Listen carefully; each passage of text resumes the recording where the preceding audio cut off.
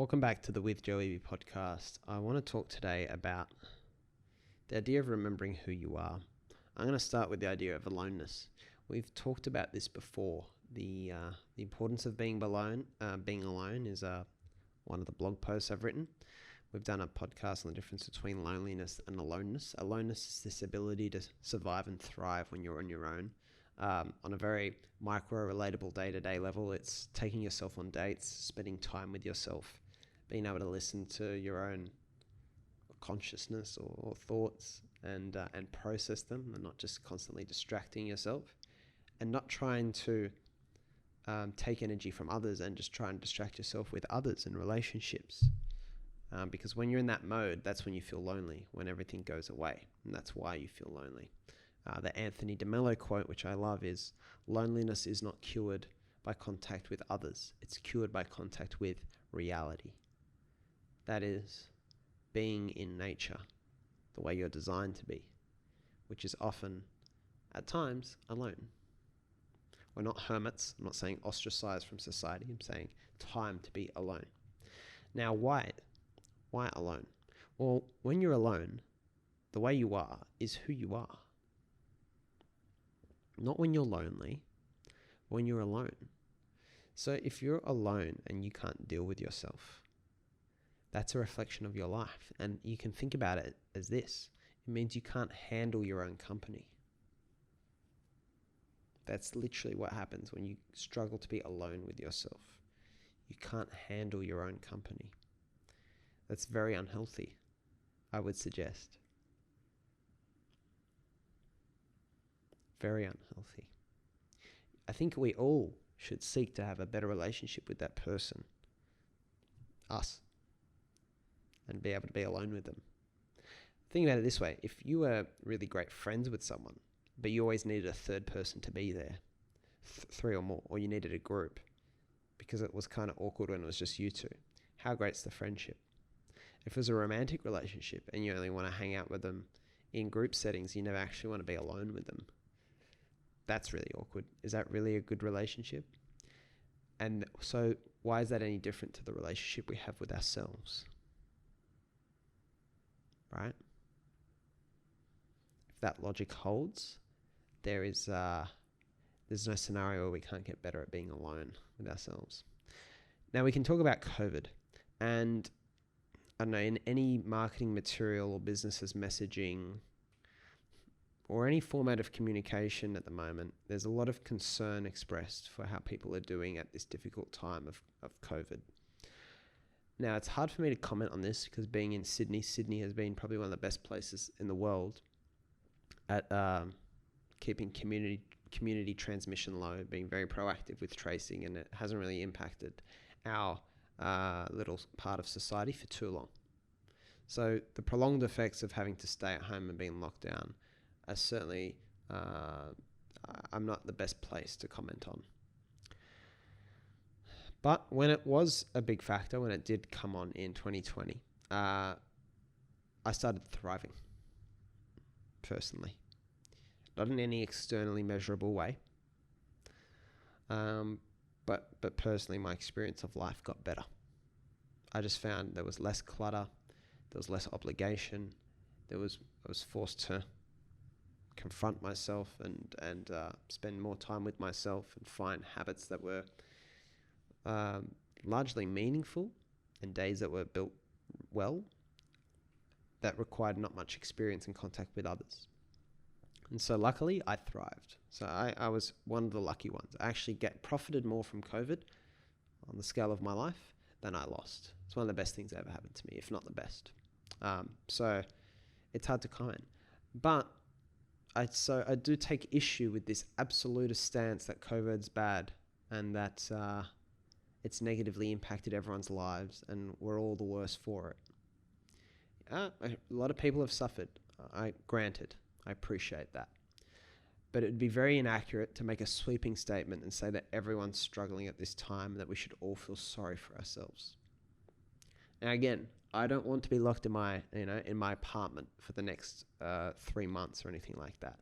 That's not what I'm asking for right now. So again, grain of salt, I'm in Sydney and things are quite well here. But there is something to be said. Is it easier to say that it's unnatural to spend time alone, therefore it's okay for everyone to be so upset and have more instances of mental illness and bad mental health episodes, etc., whilst COVID is on? Is that easier to say than realizing that we have a pandemic where people struggle to be alone? Now, if you believe in that Anthony DeMello line, loneliness is not cured by contact with others, it's cured by contact with reality, then if you agree with that, then you would take issue with the way most people are trying to solve the loneliness problem, which is make social interaction more available. Is loneliness the same as lack of friends and lack of conversations? It's interesting to think about. I think there might be two different conditions there. There's one which is a lack of contact with other people. There's another issue which is not being able to handle your own company. And I'd say they're probably two different things. Maybe there can be comorbidity, and I'm not sure which of them is best befitting of the word or term loneliness.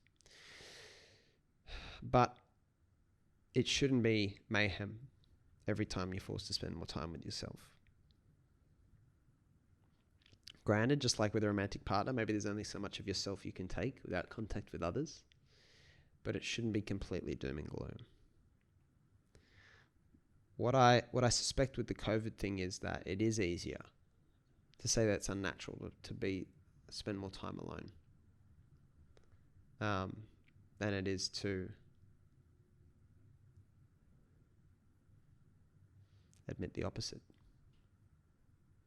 That we've just got a society where most people do struggle when they're not able to distract themselves.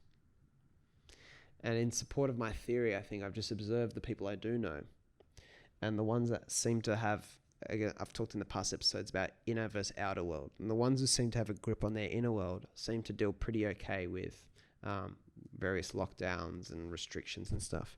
People who don't, who are very outer world and need to be distracting themselves, struggled super hard. So it's very polarizing. Now, what does this have to do with the title of this episode, Remember Who You Are? You need to have a conversation with yourself every now and then. Thinking career, right? A couple episodes ago. You need to think probably more often. Most people are not thinking enough in the healthy form of thinking. Not ruminating, but thinking. And when you have conversations with yourself, you can be a bit more honest with yourself about who you are. So I haven't done a podcast on it yet, but there's an idea of the audience of none, which is one of the ideas I've kind of developed through the blog that has probably been most useful and popular with other people that I've kind of had the privilege to talk to. Audience of none is just this idea of what you'd perform for no one, for an empty theatre. Not necessarily a play or a musical, but metaphorically anything that you would do just for the sake of doing it, because it purely resonates with you. You don't need other people's praise or money to make that activity worthwhile. I suspect that many people are hiding from their audience of none, from the thing that they're called to do from within. And I think that that's what's required. Confronting that is what's required to live in alignment with who you are. To follow your own kind of true north and your own compass. There's this conversation about, would you rather a life to envy or a life to be admired? It's this line I heard on Tim Ferriss' podcast episode with Jim Collins once. It's this amazing question. Which would you rather? And I often used to contemplate this when I read, say, 4-Hour Workweek, which is about how you can set up this kind of really dynamic, ideal lifestyle for yourself, relatively quickly. Or when I think about what we're doing in Nepal, for example, and some of the work since in education and the podcast, which is more, mission-led. And it's more not about this idyllic little life for me, but trying to make things better for other people. And I used to think about this, a lot. It's like, which is the better? Can you do one or the other? And I think I soon realized that it's a bit of a no-brainer. It's not really a decision. The answer I came to in the end was not even an obvious answer. It's actually, the principle of this is just built on the Lion King. The Lion King, which is the whole remember who you are. So if anyone doesn't remember the Lion King, you've got Simba, troubled upbringing. Dad dies, spoiler alert. Uncle's a bit of a dick. Makes him think it was his fault. He runs away. Even though his calling is to be the king. He's the prince. He runs away when things go wrong. And he lives that 4-hour work week lifestyle out in the bush. With Timon and Pumbaa and Hakuna Matata, and just taking life each day as it comes, and away from the world, away in an escape. But what happens? Of all the places he's gone to hide, he encounters Nala and this symbol of the past, and it's like he's being called back. It's the hero's journey. He's being called back to fulfill his duty.